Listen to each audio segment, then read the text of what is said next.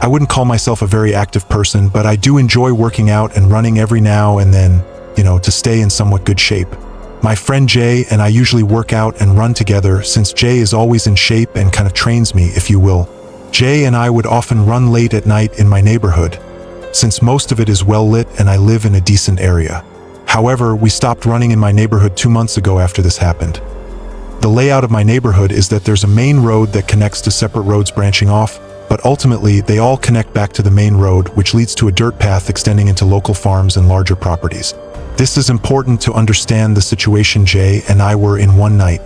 We decided to run from my house onto a path that goes through the woods to one of the roads that branches off from the main road in my neighborhood.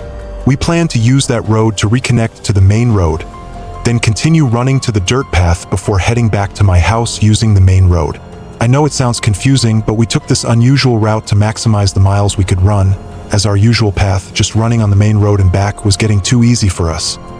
The run started as usual with Jay and me running from my house to the path, talking about high school drama as we ran. The familiar sound of our feet hitting the pavement made everything feel normal. But then, something shifted. We started to hear footsteps behind us. At first, we didn't think much of it. The path we were on was frequently used, and we often saw other runners or people using it to cross from one area to another in the neighborhood. But as we continued, the footsteps stayed behind us, mirroring our speed. When we picked up the pace and ran faster, the footsteps followed suit. When we slowed down to a jog or walked for a moment, they slowed too. By this point, Jay and I were both feeling an unsettling tension in the air, our nerves starting to fray. We exchanged a nervous glance but didn't say anything. We were almost to the well-lit road when we finally exited the path onto the road. We both turned around quickly, but there was no one behind us. My heart was racing. Jay and I exchanged the same "what the hell?" look and decided it was probably just another runner trying to keep their distance from us. We tried to shake off the uneasy feeling, telling ourselves it was nothing. We continued on to the side road that led to the main road of my neighborhood and followed it all the way to where it turned into the dirt path. We were both still feeling good, adrenaline pumping through us, so we decided to push on, running further down the dirt path. However, unlike the main road, this path had no streetlights and was lined with trees, which made it feel eerily dark and ominous. The world around us was silent except for our breathing and the sound of our feet crunching against the dirt. We ran about a mile down this road before deciding to turn back. As we did, something caught my eye. Something dark, moving quickly into the trees on the left side of the road. It was just a glimpse, but my stomach dropped. The figure vanished as quickly as it appeared. My mind immediately went back to the footsteps from earlier. I told Jay that I had seen a figure dart into the trees. He brushed it off, saying I was just being paranoid from running so far. For a moment, I doubted myself, but I couldn't shake the growing unease. We continued running, but I was tense, my senses on high alert. We ran past the spot where I had seen the figure with no issues. But then, just as we were about to reach the main road again, we heard rustling about 20 feet behind us in the trees. My heart skipped a beat. We both turned around, and there, standing in the middle of the dirt road, was a figure.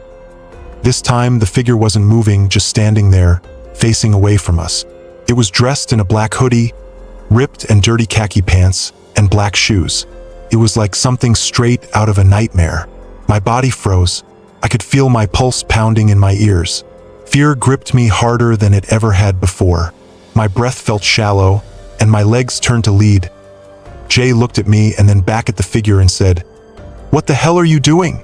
But he stopped mid-sentence when we both heard the person start laughing. It wasn't a normal laugh. It was this terrible, cringe-inducing cackling, like something straight out of a horror movie.